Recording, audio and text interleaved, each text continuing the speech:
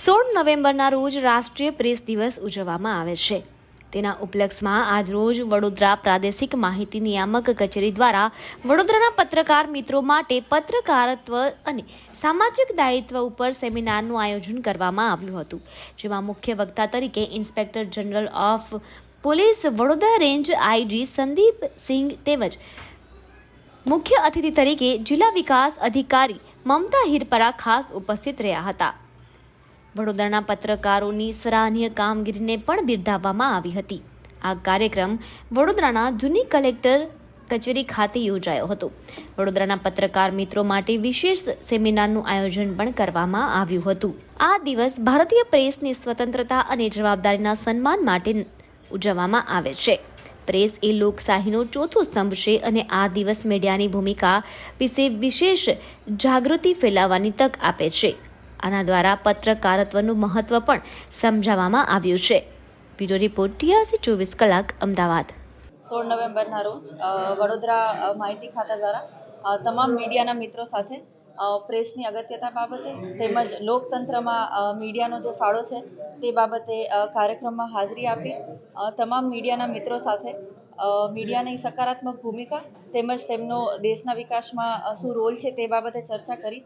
તમામ મીડિયાના મિત્રોને રાષ્ટ્રીય પ્રેસ દિવસ નિમિત્તે ખૂબ ખૂબ શુભકામનાઓ અને આપનો રોલ ખૂબ જ અગત્યનો છે.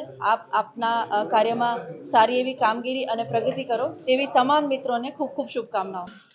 હવે આજ રોજ આપણે 16 નવેમ્બરના દિવસે જ્યારે રાષ્ટ્રીય પ્રેસ દિવસની ઉજવણી કરીએ છીએ ત્યારે આપ બધા મિત્રો સાથે અમે જે ચર્ચા વિચારણા કરી છે અને અમારા જે અત્યાર સુધીના અનુભવ છે એમાં મીડિયાની જે મુખ્ય જવાબદારી છે એ મુખ્ય જવાબદારીના જે પાલન અને અનુસરણ જે મીડિયા કરી રહી છે એ અભિનંદનના પાત્ર છે.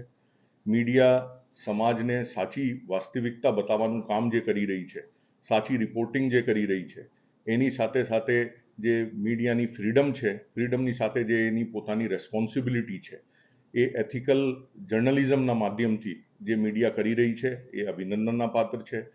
આપ બધાના માધ્યમથી હું સમગ્ર દેશની રાજ્યની મીડિયાને અભિનંદન પાઠવું છું. જે રીતે તંત્રની સાથે મળીને જે કંઈ વસ્તુ અમુક સમય અમારા ધ્યાને ના આવતી હોય એ પણ મીડિયાના માધ્યમથી અમારી સમક્ષ આવી રહી છે. વિવિધ જર્નલિઝમના જે પહેલુઓ છે એ ધ્યાનમાં લઈને જે રીતે દેશ અને રાજ્યની પ્રગતિ થઈ રહી છે એમાં જે લોકતંત્રના ચોથા સ્તંભ છે જે મીડિયા છે એ ખરેખર સરાહનીય કામગીરી કરી રહી છે. પોતાના જીવને પણ જોખમમાં રાખીને જે પ્રકારની રિપોર્ટિંગ અમે દરરોજ જોઈએ છીએ અને એના ઉપર પછી જે એક્શન લઈએ છીએ એને અમને ખૂબ સંતોષ થાય છે.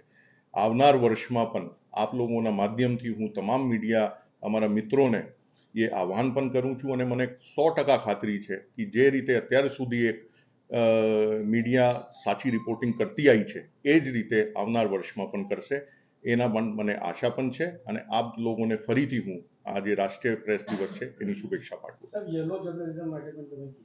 યલો જર્નલિઝમ જે અત્યારે આખા દુનિયામાં એક ડિબેટના વિષય છે. અમારે જે રીતે મીડિયાના ફોર્મ ચેન્જ થયા છે, પ્રિન્ટ મીડિયા, ઇલેક્ટ્રોનિક મીડિયા અને હવે ડિજિટલ મીડિયા, તો એમાં પ્રેસ કાઉન્સિલ ઓફ મીડિયા હોય એ લોકો પ્રેસ કાઉન્સિલ ઓફ ઇન્ડિયા જે છે એની ડિબેટ, અમુક આર્ટિકલ્સ આપ લોકોને મારાથી વધારે ખબર છે કે સાચી મીડિયાનું કામ છે જે ફેક્ટ બેઝ રિપોર્ટિંગ કરવાની, સાચી વિગત, સાચી હકીકત ધ્યાને રાખવાની, એમાં સેન્સેશનલાઇઝેશન કરવાનું. એની ટર્મને જે દુનિયામાં એક નવી ટર્મ આવી છે યલો જર્નલિઝમ એ કહેવાય છે. એટલે આજે જે આપણે ખુલ્લા મનથી જે ચર્ચા કરી છે એના હેતુ પણ એ જ છે કે આપણે જે છે એમાંથી બહાર આવવું જોઈએ અને આપણે સાચી અને સારી રિપોર્ટિંગ કરીએ જેથી સમાજમાં